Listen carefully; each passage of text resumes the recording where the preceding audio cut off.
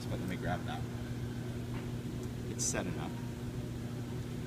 So, texture paste. This is yours. So, texture paste. Ranger's texture paste, what's unique about this is that it's really designed to take ink. That's really what it was. We know there's a lot of paste out there, a lot of embossing paste, and any paste will take a permanent ink or any paste will take a paint.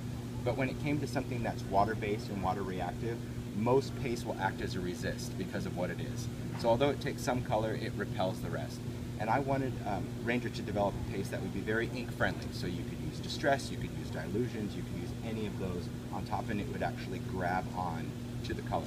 And that's really where texture paste kind of originated, was that idea to have something that's going to work a lot like paper. Now, this is going to be matte. I'm going to go ahead and dry this because I just applied it not too long ago. There's nothing wrong with heating the paste. I just don't like heating it right away because it gets a little fluffy. But like I said, some people really might like that. But just drying this with a heat tool is nothing wrong with it. Now, texture paste, there's matte, but we also released 2 new transparent SKUs, a gloss and a matte. And that's really going to be your resist paste, meaning that's going to be something that when you apply it to a surface, and there's a really great display board when you go over by Dina to definitely take a look at, because we have texture tools that you can drag through it, and it's a really great visual representation of what those do. But what's unique about this is that when I go and apply ink to the regular matte texture paste, it's going to work just like paper.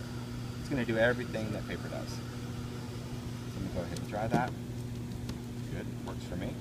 Let's go in with some colors. We're going to take the spray stains. So you can work with the regular stains or you can work with spray stains. The benefit of a spray, of course, is the spray pattern.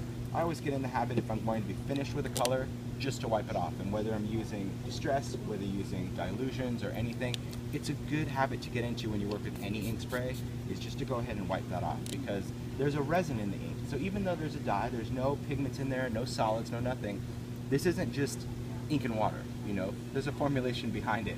So having those resins in there can sometimes clog up that tiny little pinhole that is in your sprayer. So if you just get in the habit of having something there, it's perfect. And let's use a little crushed olive. And of course we've got to go in with some cracked pistachio. Look at that. Does that look distressed? Oh my gosh. So here I'm just going to start drying it, and what you're going to see is, and I don't add water at this point because I want you to see how that paste is going to take in the color. And this could air dry if you want. But just having this dry in, you can see any place I put that color, that paste is absorbing it just like paper would. But if I wanted to create that reactive property like I like to do with distress using water, so let's say I just want to spritz just a few drops of water over the top, I'll start drying it again. Now when I go and blot this off, it's going to come off of that paste the same way it comes off the paper. So every little white drop, everything that you put in there, that's what I love about Ranger's texture paste, is it's really going to give me kind of that embossed paper look. That's the thing. So I mean, it takes ink exactly the same. So it's almost as if our texture that we put on there kind of disappears into our background. But that means I can just go and add another layer of ink, which I will. I will avoid brown for this demonstration. In honor of Nancy Nally, I will go ahead and avoid brown. I'm starting to break a sweat, I'm not going to lie. My brain's going, what do I do? What color am I going to pick? Yeah, but yeah, okay, there we go. Thank you. Thanks for cueing me in one direction. Oh, thank goodness. It's close, yeah, it's close. So taking a color and just using your blending tool, you can start to create that highlight or that contrast wherever you want, and it will take that next layer of color. And even if you go in and add it over anything that's been inked, it's always going to replace. So remember that distress is always reactive, and that's the same thing when you're working with the inks or spray stains. It's going to react and it's going to lift and apply just like it does on paper. And I think it's just really cool. I love the look and effect that you can get when you're working with it. It's cool, isn't it? Yeah. It's really neat to kind of see something going from just kind of a plain manila tag with white to all of a sudden it's got so much depth, because the ink really pools around that stencil paste, kind of sucks under there, so it gives you that great shadow. And when I'm working with things like this, yes, I work on tags all the time simply because it's a surface, and I try to get people like, the only thing that stays as a tag that I make are the 12 tags, just because that's really what I'm making as a tag. Everything else, when you see a demo on a tag, that's getting chopped up, it's getting die cut, it's getting cut up, it might be a matte for a photo, it might be whatever.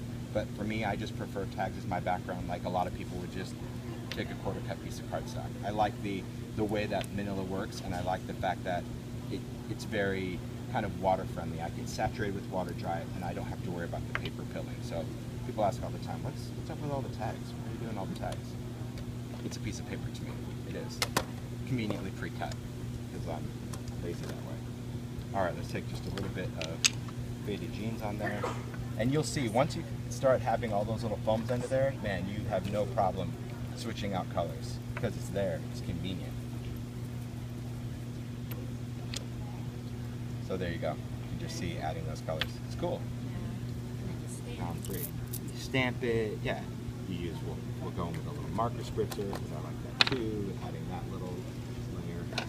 Take that and grab my big old set of markers. I found that I've been doing that a lot, adding just like a splash of color. Okay, I almost went for the brown marker. Put it back. Pulled it out, I put it back. It's habit. It's sitting right there. It calls to me, saying you're forgetting something. Nancy, you've traumatized him. She has. Apparently I have. No, I like it. It's a good challenge. Because really, I do think that people, sometimes when they think distress, they just think brown, and it really doesn't have to be. It does have, I would say, a little dirtier palette, which I like, but it's still very colorful and has just some really rich colors. So just adding that little spritzer, you see now kind of those little specks that go through there, and that just gives it a whole different layer. It's a lot of fun. So, do you guys have any questions on any of the new products?